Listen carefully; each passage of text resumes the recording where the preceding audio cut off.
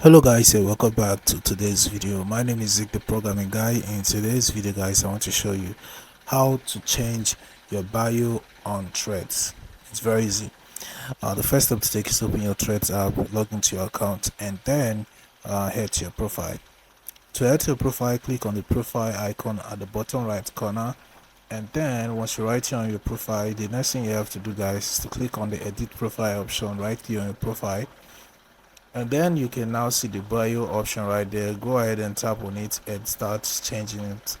Once you're done changing it, click on done at the top right corner of your screen.